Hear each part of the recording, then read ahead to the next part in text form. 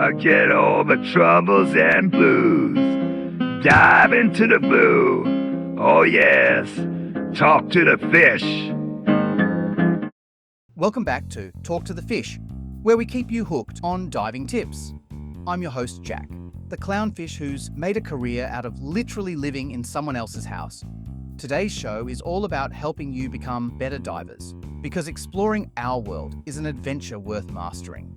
Speaking of mastering, please welcome Regis, a dive instructor who's so committed to teaching, he changed genders mid-life. Now that's what I call dedication to personal development. Thanks, Jack. Well, at least I can change things up.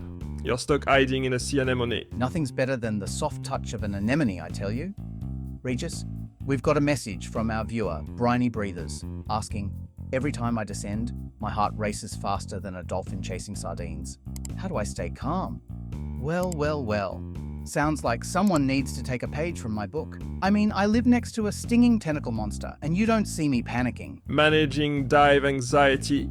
Now you're swimming in my current. Hold on to your fins, viewers. This topic is so massive, we might need to turn it into a 4-episode special. We could call it The Deep and the Restless, or maybe As the Current Turns. Let me share today some essential techniques for managing stress while diving, and my first 5 tips. More for next week. So, Regis, what do you have in your tackle box of wisdom for our anxious viewers? First, you need to calm your mind before diving. It will reduce your pre-dive anxiety and sets a positive tone for the dive. Nice idea. But how do I pull that off? You pull that off by practicing pre-dive relaxation techniques. Deep breathing exercises and visualization work wonders before entering the water. Think of it as tuning your instrument before the big symphony. Except here, you're the instrument, and trust me, nobody wants to hear an out-of-tune diver. It's already difficult with a clownfish. Moving on to your next nugget of nautical knowledge. The second key element revolves around lowering the stress related to the unknown. Again, great in theory, but how? By building confidence through thorough dive planning, know your entry points, exit strategies, and every detail in between. That's what I call plotting your course. Yes, and it's similar to planning a vacation. Except instead of worrying about hotel bookings, you're concerning yourself with small details, such as breathing. Which, I must say, tends to be rather important when you're underwater. Unless you're me, of course. Creating a detailed dive plan acts as your underwater roadmap.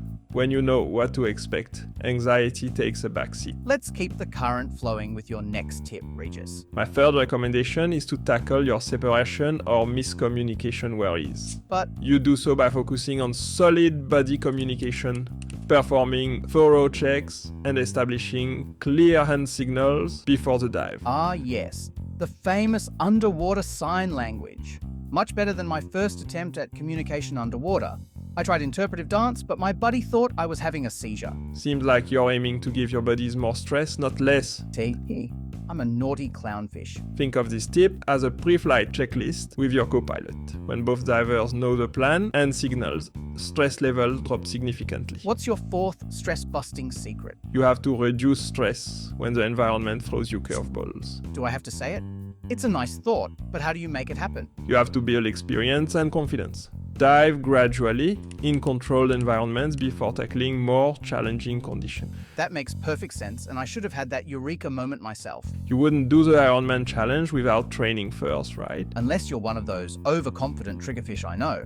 He tries to outswim the current to prove he could handle it, until he found himself in a whirlpool of stress and second-guessing. Don't be this trigger fish and start in calm, clear waters, then progressively challenge yourself with stronger currents or reduced visibility. Each successful dive builds your confidence for the next. And speaking of mastering skills, it's time for the 5th tip. Yes, and it will be about minimizing stress during unexpected situations. For that, make essential diving techniques automatic through regular practice. Practice makes perfect, unless you're me attempting to swim in a straight line.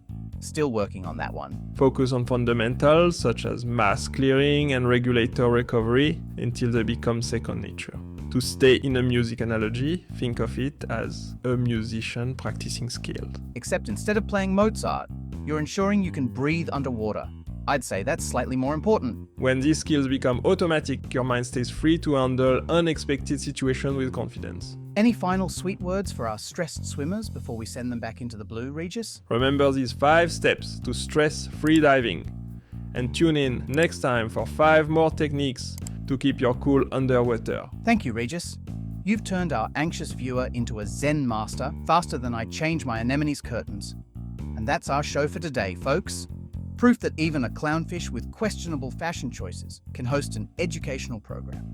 Next week, we're tackling the million-dollar question that's been confusing divers worldwide. Why do tuna always insist on bringing casseroles to reef potlucks? I promise it's more relevant than it sounds. Until then, keep exploring the depths. And remember, if you see me hiding from my mother-in-law behind an anemone, just swim on by. She still hasn't forgiven me for that underwater karaoke incident. Forget all the troubles and blues. Dive into the blue. Oh yes, talk to the fish.